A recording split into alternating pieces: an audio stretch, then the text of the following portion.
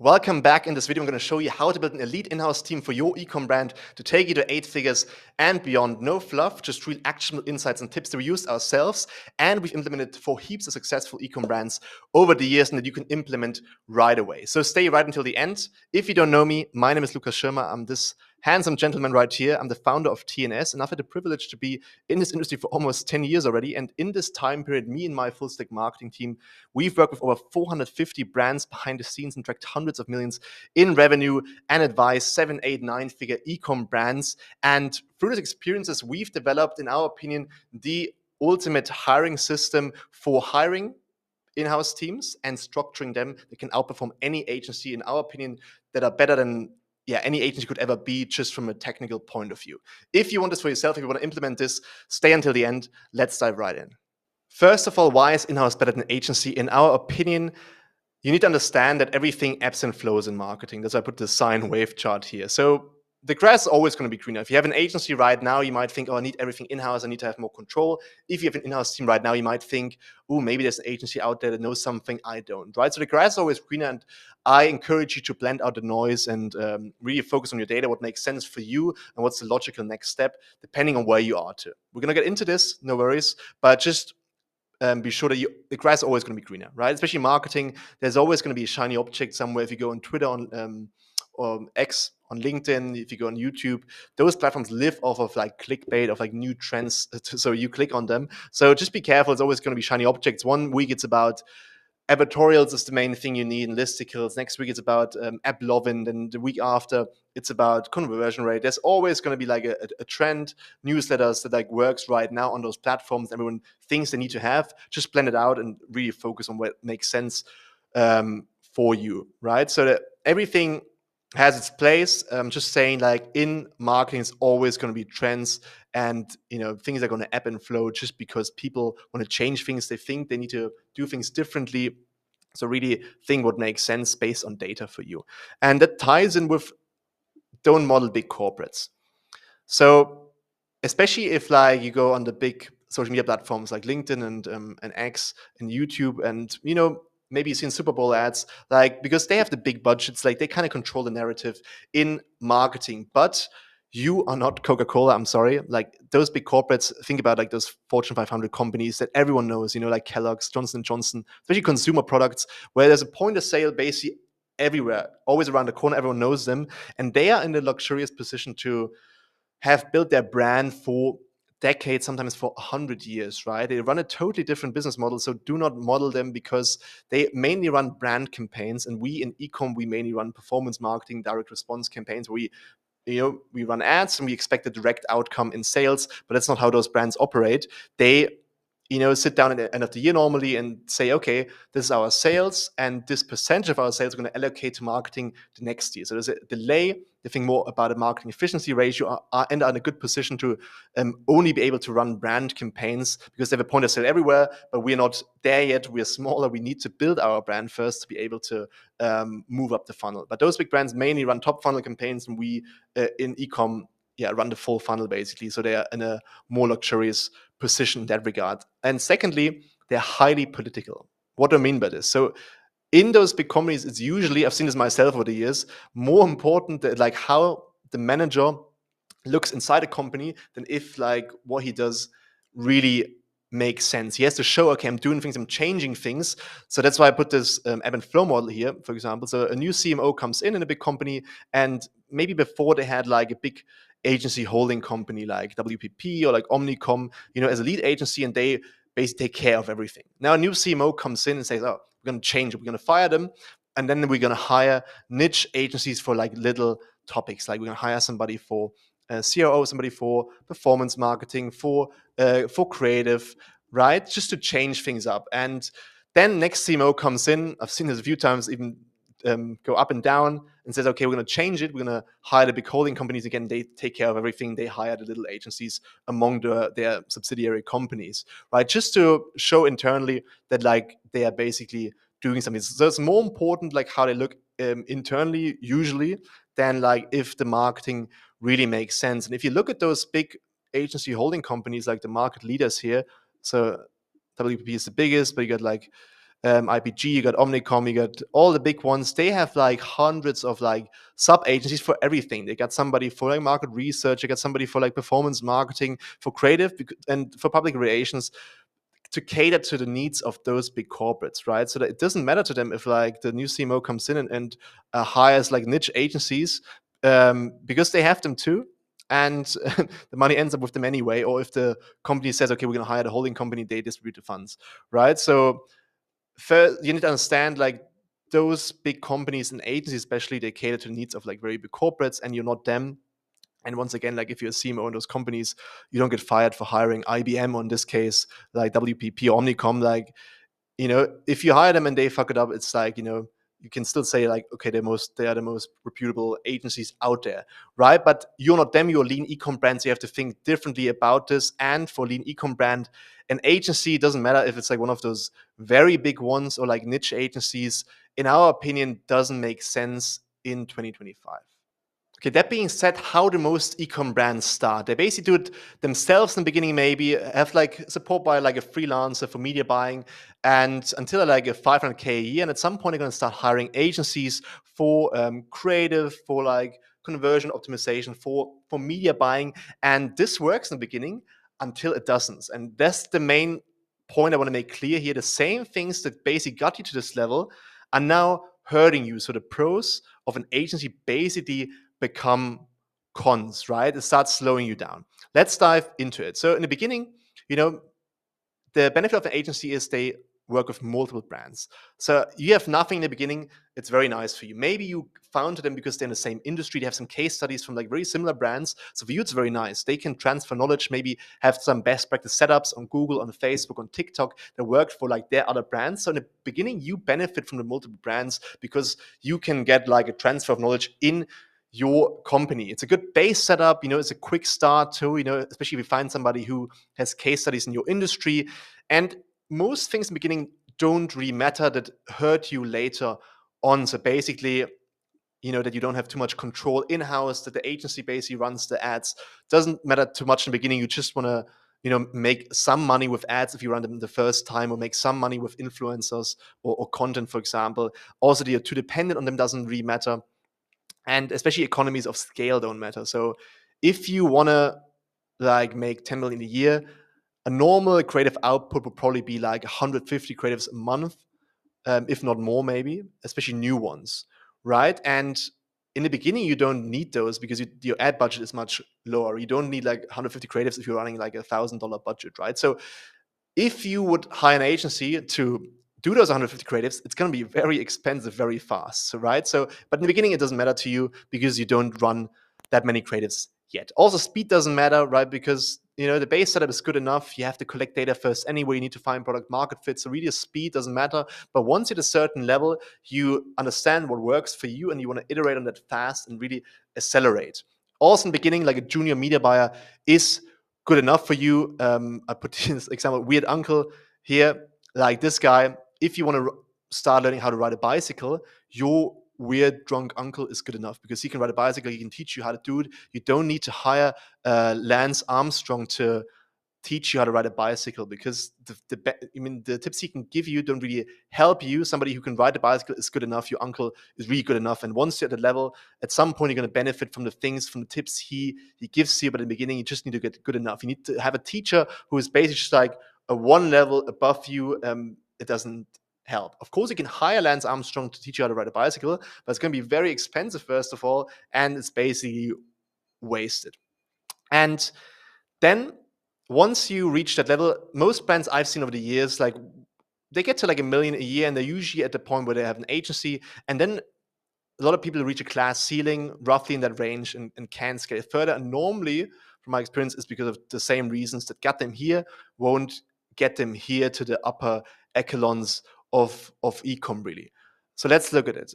In the beginning, it helped you that they have multiple brands because you benefited from the transfer of knowledge, and then now at some point it starts hurting you, because now, first of all, their attention is spread thin over like their different brands they work with, and also maybe you're even competing with their other brands in the ad auction. Once you run bigger budgets, really matters. In the beginning, it's not a problem really, right? But mostly their focus and attention is spread thin because they work with many brands and it's their business model, and they have to work with many brands, otherwise they make no money.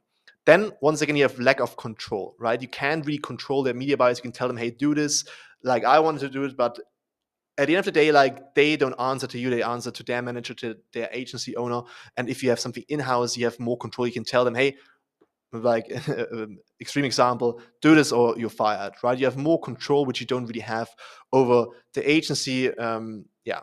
Also, independency starts mattering because you don't want to be too dependent on like one agency running everything for you. You want to have to build some redundancy, have more control, but especially it's going to get really, really expensive. Like if you think about like maybe you're running like 10, 20K in ad budget per month now, and you scaled a bit, 20K a month and even more, maybe 50K a month, you start needing like 150 creators a month. If an agency does those for you, it's going to be very expensive normally and doesn't make sense. So you're better off like just having this process in-house and doing it yourself, because it's just cheaper and more efficient, and especially faster, right? In the beginning, as I said, like it doesn't matter because they have to optimize processes that help you. But once you reach a certain scale, like the processes break and you can have better processes in-house. Also, a junior media buyer or anybody else is not good enough anymore. Like once you reach like 10, 20K in ad spend a month, you need like more sophisticated strategies. So you need like a senior media buyer. But the agency business model is basically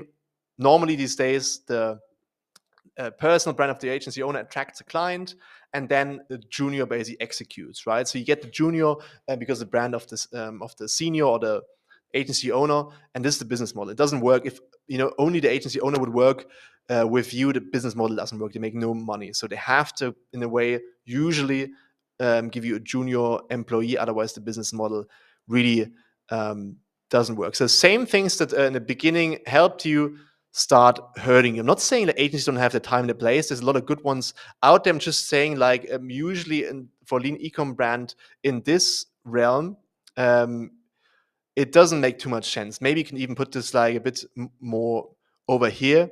And at some point, they have their time and place again. There's really good ones out there, a lot of bad ones. But I would say for this like in-between part to get to this level in-house, from my experience, is the best solution. And I think even Hormozy mentioned in his book that like even he, who's like at a very high level, obviously, hires like really good agencies from time to time just to get like new knowledge, even to see if they have new knowledge. Because like if you have everything in-house, as I said earlier, you might think, oh, maybe somebody has some new strategy that I don't have. And then you can hire somebody, see if they have a new strategy that helps you or not, and then get them in, get the knowledge, and fire them again. And I think he mentioned he pays like really like market leading agencies like 6 to 10K a month to basically get their knowledge in-house, but he makes it clear to them like, hey, my plan is to take everything in-house once again. So this is a good combination. Once you reach like really high levels, you have to control, but occasionally you get like new insights in. So I'm saying like agency makes sense at the right time, right? It makes sense here, in my opinion, makes sense here, but in between, from my experience, not. Another picture I put here from like the old Mercedes Formula One team, nobody says don't hire people, hire outside people. Like they have like, first of all, like hundreds of like in-house team, but also Lewis Hamilton hires like, personal coaches for like mindset, for like strength and stuff. LeBron James, same, has like a full-time massage therapist. They always get like external people in to gain new insights and see if it works, but you always want to have the control in-house. So as a summary, you basically reached a new level and now you need new knowledge. We're in the knowledge industry where knowledge works. So surprise, you need knowledge workers, and at a higher level, you need higher knowledge workers. Basically, you've outgrown your level, outgrown your teacher. There's this famous quote by Lao Tzu: when the student is ready, the teacher will appear. When the student is truly ready, the teacher will disappear. I'm not trying to make this a motivational video. We're not on LinkedIn after all, but it's, it's a good example, because think about it. You read a book about Jeff Bezos, about Elon Musk. It's very inspiring, right? They're like multi-billionaires. They build rockets. They buy a company for 44 billion, fire thousands of people. But it's inspiring, but not really actionable for you. It makes more sense for you to basically buy a book about somebody who's like one level above you. A teacher is one level above you. A different example, even maybe the same book, you read a book and in the first go, you take certain things out of it, and the next time, totally different things, because the things you got out of it the first time are now like, base knowledge. You don't have to question it. Think about eCom, if you don't know anything about eCom, you're at zero, you never heard about eCom, then you learn about, oh, nice, I can run like Facebook ads, I can run Google ads, I can, hire UGC creators. But one point, you know that you need this, and you know that you need like 150 creatives or something a month, and you need like more high-level strategies, right? So basically, you've outgrown your level. Don't stay comfortable at your level. Right now, you're basically a big fish in a small pond, and you want to, then move to the bigger pond, get big again, and then maybe move to an even bigger pond. So basically, what got you here won't get you there. And this is the main reason I personally see people, get to this level here and then reach a class sitting and wonder, oh, why doesn't it work? It worked up until here. Why wouldn't it work now? Because you need to change strategies, and what got you here basically won't get you there. So, as a summary, with an in-house team, in our opinion, you get full control, you get fast execution, and especially your team is 100% aligned with your ecom vision.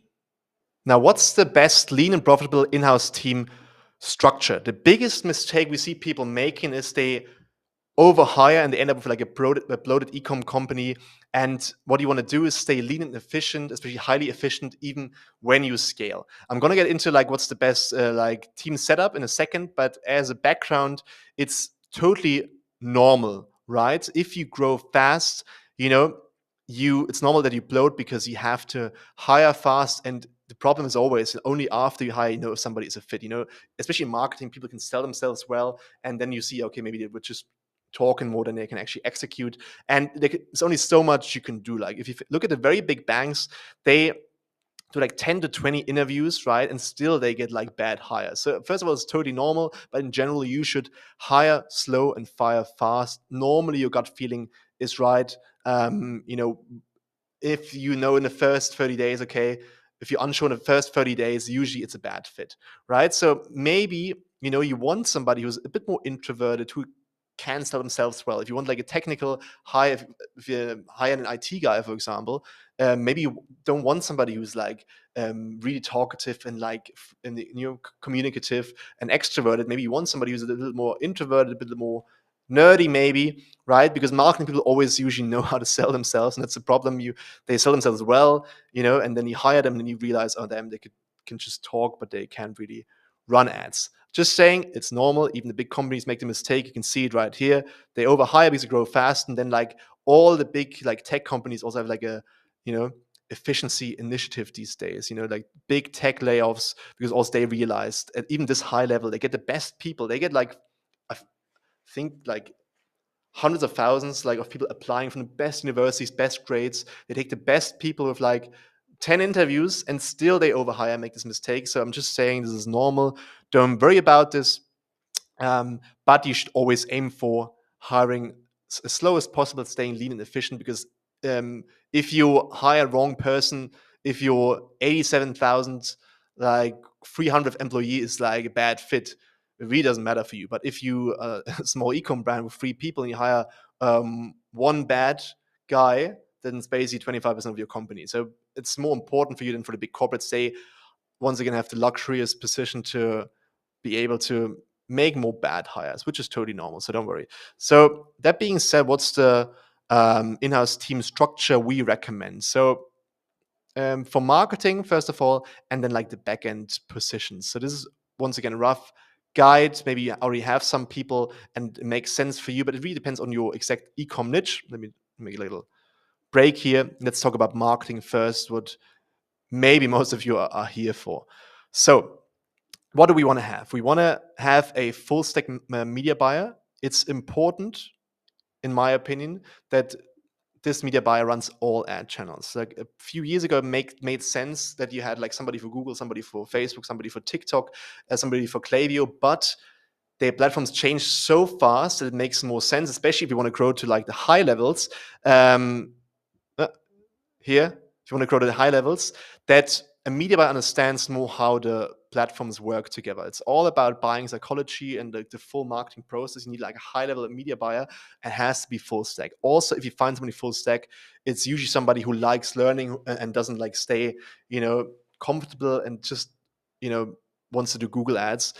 So look for somebody who does all ad channels: Meta, TikTok, YouTube, Google, especially in the beginning, and Klaviyo, because it's about copywriting, marketing psychology, really. And the technicalities of the platforms don't matter as much as it did a few years ago when I started. So really, like in 2014, pre-iOS 14 was like paradise, and we mattered like what technicalities you put in the ad manager. It doesn't matter as much anymore because the AI got better and better, and they're making it easier. So the profile of a full stack media buyer changed more to a high level person, and especially they should be compensated performance based where they can. Once again, it's a good sign if you can find somebody who wants to work performance based. It usually means they're like very confident in their ability, so you should aim for this. I put a range of like budget here you need to allocate. This is per month. This would be per month, and this would be per year, to not confuse anyone here. And I know there's a big range, 2K to 8K per month. I would say, once again, depends where you hire them. There's a bunch of good geographies that make sense. But at the bottom end, if you're like at $1 million per year, you would spend probably like 2K, 3K per month on a full stack media buyer. If you're like at 10 million, at 8K. And what you're going to realize with all those positions is in the beginning, it's more expensive. It takes up like a bigger part of your like budget, really. But at the end, once you scale, you basically set up your team for scale. With a team of 7 people, in our opinion, you can really scale to those levels and don't need many more people. Maybe some more customer support people, but that's basically it. A small, lean team, and basically the percentage of your whole budget that flows into this is going down. But let's not get ahead of myself. Secondly, you want to get a creative strategist. So I would split full stack marketing, full stack media buying, and creative strategy, just so people can focus on what they're good at. Otherwise, they get too confused. If the one person has to do both, they usually get too confused. And imagine you have to run like 5 marketing channels plus the creative strategy for each channel. I would split this up, especially because creative is such a big part in the platforms these days. Even more so if you only run Facebook and TikTok. Really important position. So I would split it up and not have it in the same person. What does this strategist do? Can be a man or a woman, doesn't matter. Analyzes data first of all. See like basically what demographics and like what psychographics like work our ads with, and then research the customers, maybe talk to some customers too, and then script ads. So he basically blends the whole creative strategy. So he writes the script for the ads for the UGC creators, for example, what they have to execute. He writes the script for the editor that we get into, and basically the whole strategy. He sees like what's the competitors doing. He checks on like PP ads, for example, on Minea, like what's good competitor ads that work well right now. What's the trends on TikTok? What's the trending sounds? What's the reels that work well? What's the YouTube videos right now? Analyze all of this, and then like out of this plans a cohesive creative strategy, and then basically briefs all the other people. And this full stack media buyer is more like operational. Of course, he also knows what works. They work together a lot, but like this guy is in the lead for creative strategy. I would allocate a budget of like 1.5K to 7K per month in the beginning, at the bottom end, but still a very important position. I would still say like find 2 people.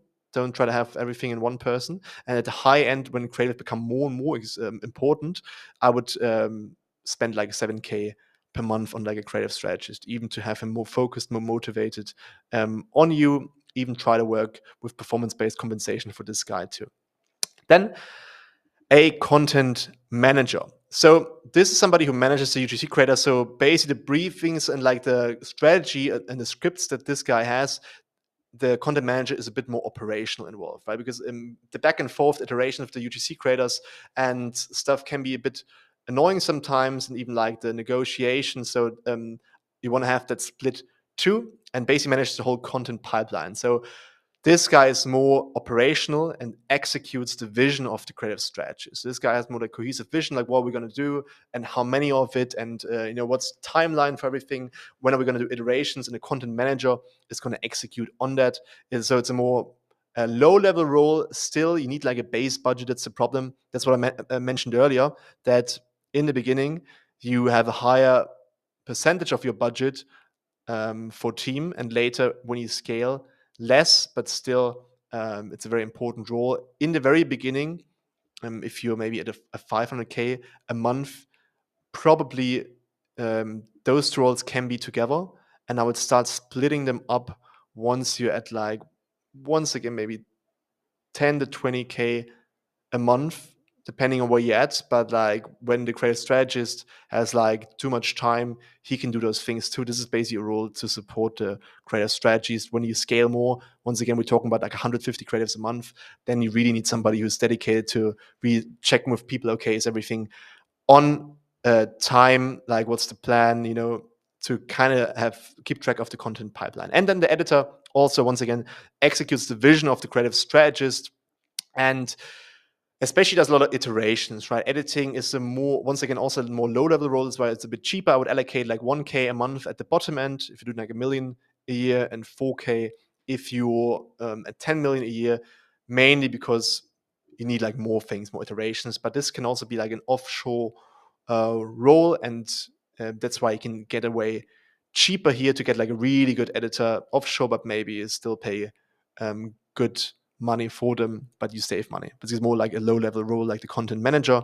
But basically, he edits ads based on the briefs from the creative strategist, and once again executes. So he doesn't really think for himself. Of course, you want everybody to think for themselves, but basically, those roles here, content manager and editor, are executing, and those are more like strategy. And I would put them like at a higher level, right? Those two are more like higher level.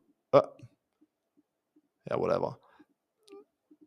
Yeah, those are more like high level roles. This is more like low level roles. We can also pay cheaper. You can negotiate harder. So this is for the marketing department, and really, like with a team like this, you can scale to 10 million a year, and then you pay for the marketing team at the top end. What's that? 15k, 20k, 24k per month. That would be like 300k per year. So that's basically only 3% of your like revenue, which is like really good for a high level team. And also you want to have the right incentives so those people can grow with you. Once again, maybe you outgrow them. Maybe you realize at some point, okay, this guy is not, you need a higher level of media buying once again and need to rehire. It's totally normal. Or you find somebody who's like a bit overqualified in the beginning, and then you overpay them in the beginning, and then they can grow with you. If we look at the operations finance side of things, you want to have, especially at a high level, you want to have a supply chain manager, somebody who really takes care of all the inventory pipeline forecasting, especially because you might think this is a bit unnecessary. You can do it yourself, but when you scale fast, even like little out of stock times can really hurt your ads. If you have to scale your ads down, it can kill all momentum really. So you want to have your supply chain really under control, have a great inventory pipeline, forecasting, especially for like seasonal events like Black Friday and holidays, right? Chinese New Year. This guy basically very operational, hands-on role, pre-order on time, take care of logistics, just make double and triple sure everything arrives on time. Customers are happy, especially in the logistics aspects. But also he negotiates with the suppliers, maybe gets better deals. But he's the guy coordinating them, and also improving the quality of the product with the supplier, right? So maybe iterate on feedback from customers, or like what you want to improve upon, like new product lines, right? Quality assurance, but also like see if there's other suppliers, because if you're too dependent on one supplier, it's never good to be dependent on any one person or like one company. So he's also responsible for like diversification. Maybe you find another supplier that's even better, but you don't know it. This is like this guy's this is his responsibility. Here at the bottom end, probably freelance 2K a month, top end 6K a month. But this is a role that really needs a lot of experience, I would say. if we look at marketing, a lot of times you can, yes, you need a knowledge for like the high level roles, but for like more low level roles, you can train them more on the job. For those things, I would not train them on the job because they can really, really get you into trouble if it doesn't work. So you want to have a really experienced person. Normally, a supply chain manager is also, from my experience, somebody who's a bit older because logistics is like, yeah, where you need really like knowledge, you need to have seen things. What's the second role you need? You need like a customer success manager or customer support lead. Basically, I think this is wrong. This should be customer support or success, however you want to call it, manager. And this guy manages a team of customer support. I would say normally your customer support, if you run an English-speaking store, should be offshore, but this guy should be in your native language, because this guy is somebody who really writes like SOPs for people like wanting to open disputes, right? He coordinates the customer success team.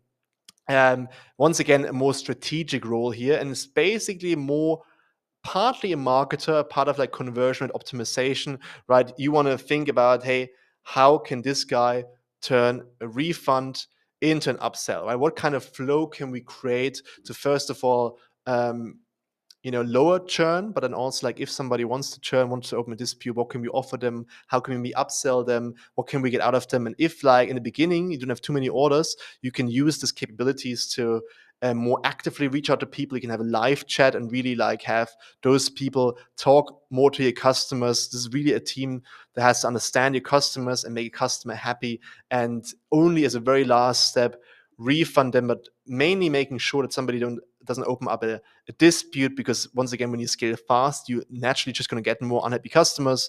It's just normal. And then you have to really have it in check, have SOPs, because even a slightly elevated dispute rate at those like high levels at like 10 million or some 10 million a year can really break your back and you're back to square one. So really don't underestimate this. And then also as a last role, you want to have a finance manager. In the beginning, you can do this yourself, but then you want to hire somebody doing all those things for you, so you can really focus on like more strategic thinking, how to get the business to the next level. So in the beginning, the finance manager mainly does like the bookkeeping stuff. So like keeping your P&E clean, like paying all the invoices, right? But then later it's more like a controlling role. So once again, in the beginning, you need like a more high-level finance manager. In the beginning, simple bookkeeper is really good enough.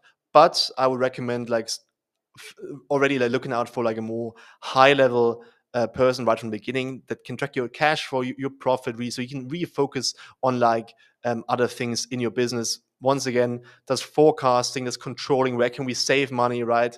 Really does this like benefit us? How can we negotiate with the software company? So he's like at later stages really like a negotiator. He's somebody who also helps you negotiate with the helps the supply chain manager to negotiate with the suppliers, for example, helps you to negotiate with like your marketing team, setting budgets, right? So somebody who really his sole focus is to keep like an eye on like money, really. So this is also a more high level role. Maybe in the beginning you can do this yourself, but like later, if you're like at 10 million, somebody like this would probably earn like something like 6K a month. A customer support lead would in the beginning, also because there's probably less customer support requests, like 2K a month, and then later 5Ks. Once again, you see like it doesn't scale linear, right? So you basically save money later, and then once again, the supply chain manager, like in the beginning 2K and then 6K later. Once again, this is like rough numbers to get you like an idea what I would pay those people, but it depends like where you hire them, of course, like what they earned before, but you want to keep them like motivated, and this is like normally what is reasonable for a role like this and somebody who's really good at it. In those roles, it's a bit harder to have performance-based pay. This is mostly important for like those two roles: a full-stack media buyer and a creative strategist. So this is basically a team of 7 people, right? Maybe some like extra customer support reps that doesn't cost much money, but with a team of 7 people, I would say you can scale to 10 million easily. And what would that mean? What I said, like if I take the bottom end of this range here, so if you had like a million per year, then you would probably pay like 13K a month for your team, and then later like 41K. So what you can see here in the beginning would be like 15% of all your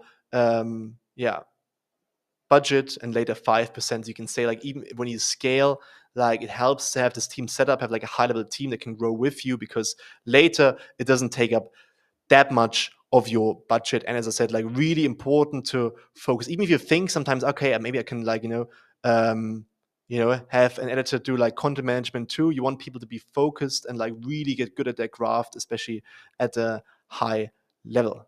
Okay, now how and where to find A players. That's the hardest part, because A players, like the best talent, is usually already working for somebody else and not so easy to get them on board. But here's a few channels that I want to show you. With everything, hire slow, what I mentioned earlier, and fire fast. Always have a test period, because everyone's good on paper, especially marketing.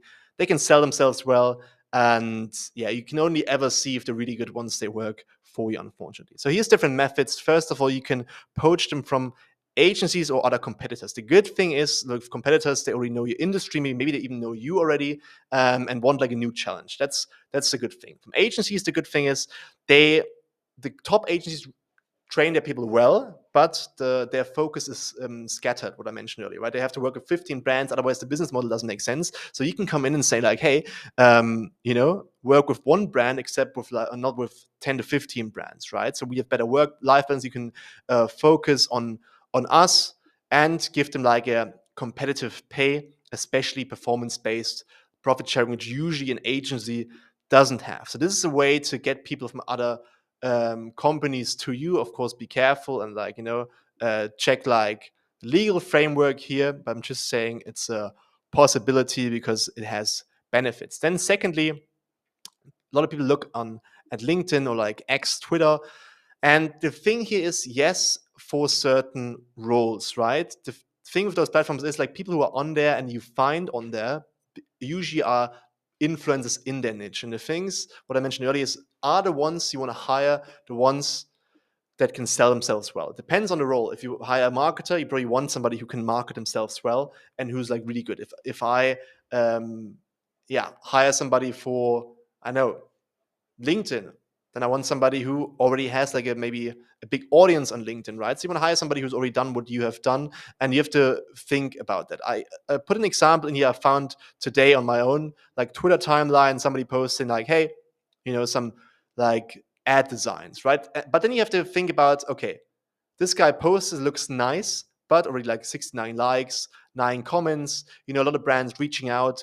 Maybe I have the same problem with those people once again, that like their focus is scattered, right? So it's a good way you can try it out, of course. I would say, especially for like creative stuff where they post like their portfolio, it's a good way to get started. But with those people, you can have the problem that, like, once again, their focus is scattered. Maybe even if you want to scale, you don't have the capacities, because a lot of people reach out to them, and they're also in a better negotiating position. So just be a little careful here. You can try it, but I'm just saying this because I know a lot of people try to find people on those platforms. But don't forget, if you find them, if they're like got a big enough audience that you find them, probably your competitor did too, and a lot of people reach out to them, and then you have the same problem like with an agency. And most of those people trying to build agencies, they want to, first of all, do everything themselves and then like hire juniors to help them. But you want somebody who only works for you directly. So if you do that, make sure somebody works directly for you and doesn't outsource something to a junior. I don't know this guy. I just found this in my team in my timeline here. So really, you don't find uncut diamonds on here normally. Then let's go further. Okay, a lot of people look at freelance platforms, right? So a lot of people, of course, Upwork, I forgot it here, is the biggest one where you can especially look for marketing roles, but you have the same problem. Especially the very good ones are the ones that everyone reaches out to. Probably their focus is scattered and like they want to be an agency themselves. So it's the same problem with like the influencers here.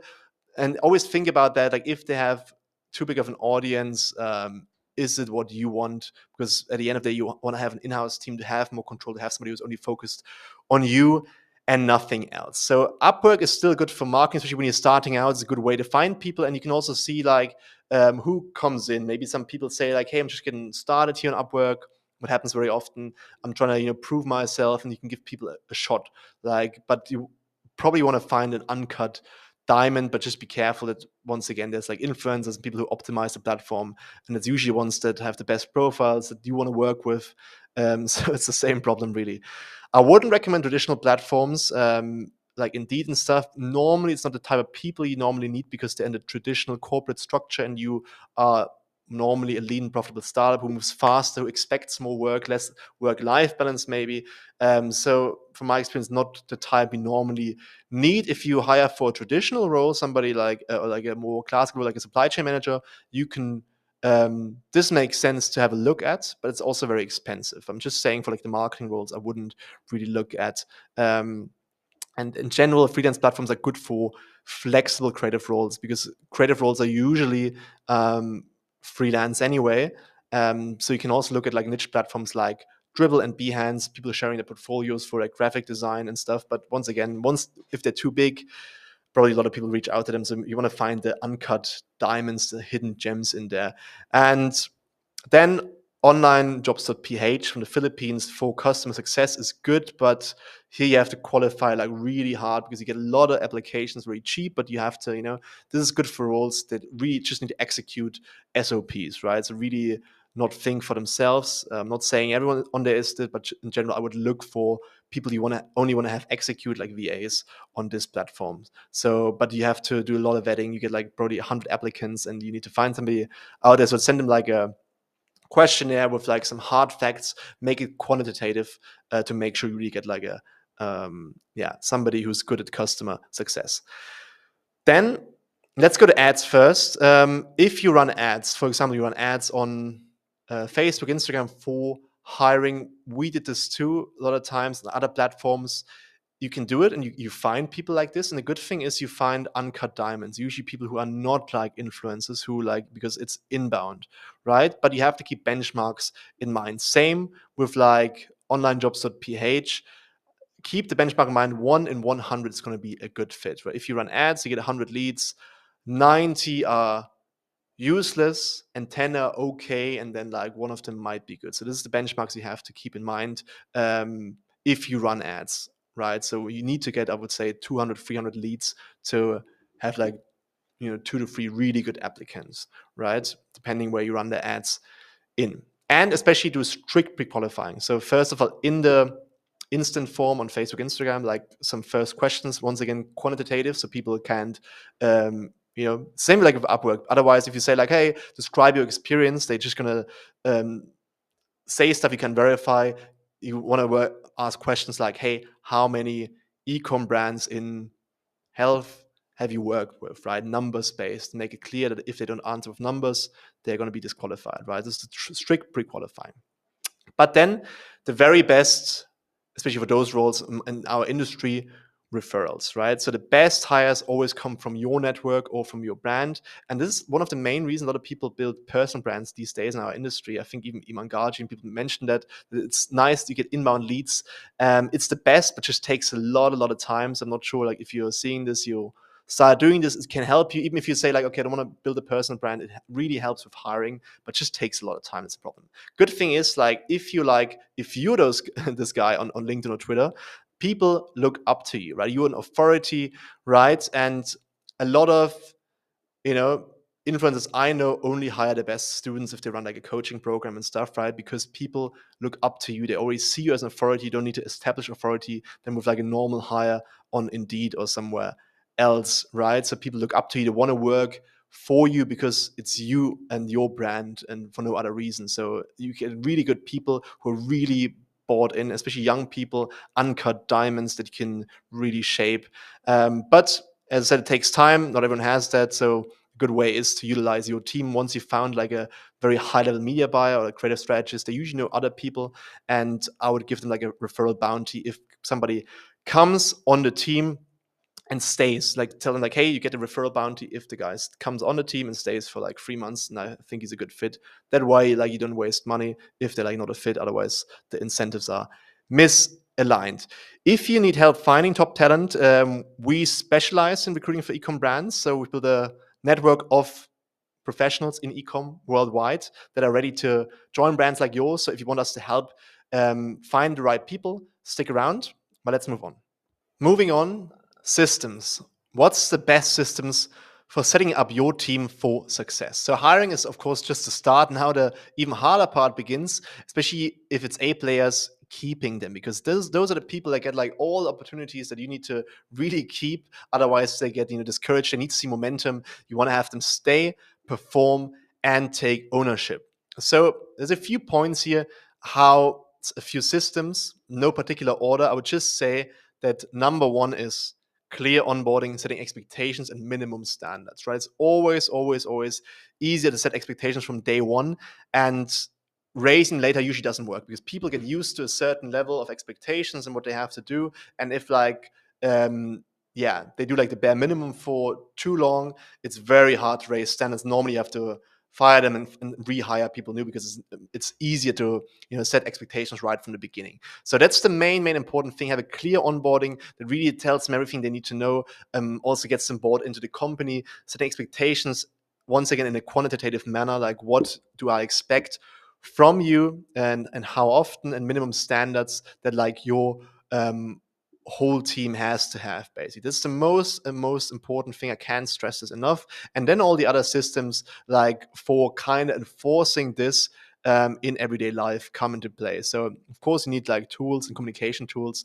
This is not like rocket science stuff. So I would recommend using Slack for daily communication, and especially cross department, right? You don't want to have isolation. You want to have everyone see everything, be transparent, see what the issues are. That makes them, once again, especially A players, see, okay, I'm part of the journey, I'm part of the company, I see where this is going. So like, even if you think, okay, this is the only channel they need to be part of, like share more with them, have like cross departmental channels to have, especially have like a wins channel, for example, like build some good energy in the Slack. That's very, very important. Then of course, like have like some kind of drive and link it in Slack in a certain channel so people can access it like very easily, and then have some kind of task management tool. You can use ClickUp Monday, doesn't really matter, mainly for supply chain stuff first of all, but also for the creative pipeline later on, like what your content manager and editor does, really keeps things organized. Now you might think, okay, in the beginning you can use Google Sheets and stuff, but the thing is, Google Sheets, people can edit things, and later you want to, even if the team gets bigger and bigger, you want to have forensic capabilities. So basically, you want to see if somebody fucked up. You want to see it with timestamps. Like you can ask them, hey, this was your task until like Wednesday. Why didn't you do it?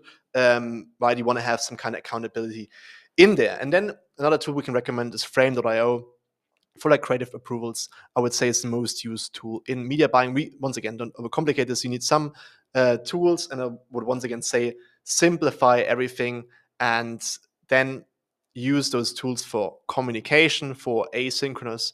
I would use Slack. It's just our personal. I would say in ecom this is like the most used solution. I would say just makes things easier. I think Microsoft Teams is more for really big corporates. I would say Slack is the better solution, but really use what you use right now. And then also use Loom videos. So screen sharing is like, because this makes your team take more ownership, really, like, because you can tell them, hey, send me a Loom, and then they explain the problem and then maybe present you with a solution. But it helps with like more ownership, also more makes it more personal. Once again, gets people more bought in if they may see a face of their colleague. Otherwise in Slack, it's just like messages. You want to see like their faces, and even you want to have your team members see each other's faces and see, okay, everyone's doing something proactively, and want to have them solve problems. So for asynchronous, just keep it simple, Slack, Loom. And for synchronous communication, you want to have, this is once again just like a rule of thumb, but we would recommend have like one weekly all hands meeting with everybody in there, just to see where the company is going, like what the issues are, just like, so once again people feel bought in, see what's happening in every department. And then when you have 2 weekly department team meetings, you can have like one back-end supply chain, like finance meeting on Monday, and one on Friday, and one for marketing on Monday, on Friday, and then on Wednesday, for example, have the all hands. So you see your team on Monday, Wednesday, Friday. In between, everyone can like communicate with Slack and Loom. And then you want to have like one-on-ones with key employees, minimum bi-weekly. When you get bigger, you want to do this with like your departmental heads. In the beginning, maybe with more people, but in the beginning, you're more dependent on single people. So this is more important, and later you basically talk to your managers, and maybe even you can like just handle it in the department team meetings. And like, what all of this ties together, people don't just need money, they need psychological incentives too. They need a sense of belonging. And once again, not one of those videos where it's like, hey, your team needs to feel good and everything. It's more like they need to see, okay, this is a company that's doing things, like we're going somewhere, it's growing, good momentum. So this is what a lot of people want to be part of, some kind of company that has momentum. And then also, of course, people want recognition. So if they do something nice, acknowledge it, have like a wins channel in Slack and in the team calls, recognize people's performance, like publicly, so people see, okay, nice, what I'm doing good work, it's being appreciated. But also, especially, have everyone have clear career growth opportunities. And for this, you need to understand their motivations, right? So that's why the one-on-ones are important in the beginning, right? Maybe are they more family people, want to spend more time with family? Are they like 18 years old, just want to learn fast? Maybe they just want to buy a Lambo and move to Dubai, prove something to their parents. Maybe they didn't study and want to prove something to themselves. And, you need to understand your people to see like what a growth opportunity is. Maybe just say like, hey, this is like what you can earn here, but this person's not about only money, right? So you need to understand what they're about to give them clear career growth opportunities. And a lot of people are scared of like sharing numbers openly, but especially A players, they want to see all the numbers because once again, they see what's possible, where it's going. And especially A players, what I said, like they have all the possibilities anyway. They can go anywhere, do their own thing. So like you can't really prevent them. So you might as well share everything with them, and so they can see, okay, nice, this is growing. I have a clear career growth opportunity at this company. If they don't see the potential in your company, that's very dangerous. Then they're gonna drop off. So this is what you might want to make very clear to them. Okay, so now you got a lead and profitable team. Now you want to keep it that way long term. And most e-com brands fail because they overhire and overspend. They basically get bloated. And honestly, it's about what I mentioned earlier, mainly about setting the right expectations right from the beginning, because setting a gold standard and keeping them accountable throughout everyday life at work. Because that's why those regular calls are so important. Because once people get used to some kind of below par standard, it's hard to get it up again. That's why you have to keep them accountable with those like weekly meetings. Otherwise, the standard's going to go down, down, down, and hard to get up again. That's why those meetings are very, very important for you. And unfortunately, oftentimes it's easier to just fire somebody and hire somebody new and set better expectations, better standards in the future than like retrain, because people get used to some kind of culture, right? So if you think about big companies, once again, a new generation takes over, wants to do things differently, digitally, and then a lot of people leave, and there's a huge employee fluctuation because people don't identify with the new culture. And every company has a culture, and you want to have a performance culture right from the beginning, setting right expectations. Hey, this is a performance company. Numbers matter. We're quantitative. We're database. We're a small, lean team. We expect everyone to work hard here, but that's why you guys get compensated in a better way than the other companies, right? So you have to set a performance culture right from the beginning. This is the most important thing, really, and then just like keep it that way in everyday work life. Keep them accountable on like even what they want to achieve. They say like, oh, I want to do this and this and this, and they don't like do the bare minimum. You can tell them, hey, you want to be like the Alex Becker, then like do what's needed, do what he does, right? And you're not doing it right now, right? So like this is a good way to keep people accountable. But how do you keep it lean and profitable?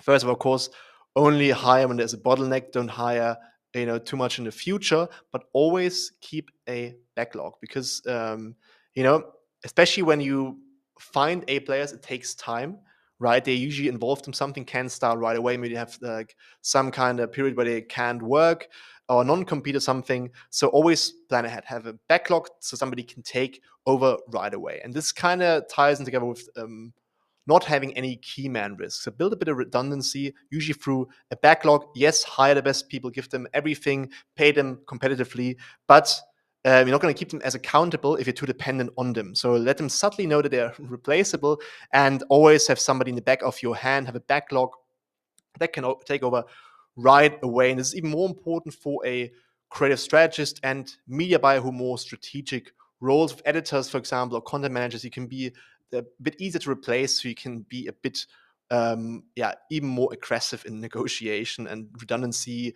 is also important, right? But like a creative strategist and a media buyer are more like key people, I would say. And then in general, Also, for those people, what I mentioned earlier, have performance-based pay where possible. Also reduce the risk of people wanting to renegotiate with you, because if you give them like a track, hey, if the company grows, you grow with us, right? It's harder for them to say like, I want more base salary, because you kind of agreed on a performance-based pay. If they don't reach a performance-based pay, you can tell them like, look, you didn't reach the goals, you're not good enough, so that's why you don't earn money. If you want to earn more money, do better work, basically, right? And also, if somebody in the beginning doesn't agree on performance-based work, especially in those roles, it's usually a red flag, because people, then it means they're not confident enough in their abilities. So even if you don't want to pay it, it makes sense to ask them and see how they react. If they say like, no, I would never work on performance-based, it's usually a red flag, because they're not confident in their abilities, and maybe they're more talk than walk.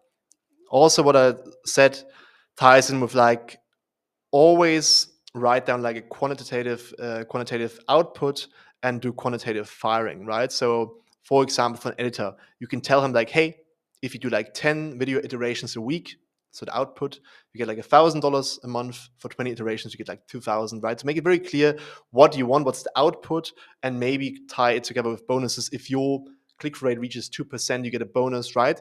And write it down, right? Always write it down, because it increases accountability and makes it very transparent, right? If they don't do things, if they, for example, don't do the output you want of them, you can give them an official strike, and with 3 strikes, kick them out, for example. But make it very transparent. Hey, say this is a quantitative company, we're in eCom, it's all about numbers, and tell them like, look, this is the output we expect, this is the pay you get for output X, Y, C, and then if like they don't do it and they get fired, they can't really complain. Makes it easier for you if you're a bit, not good at conflicts, to also fire people, to have it like quantitatively written down. Once again, write it down, because maybe even have them sign it, sign them the expectations and like the gold standard you expect from them, like the minimum you expect them to put in, the input and the output, right? Make them sign it, because then you can say, look, you even signed this, you didn't do it, you get a strike.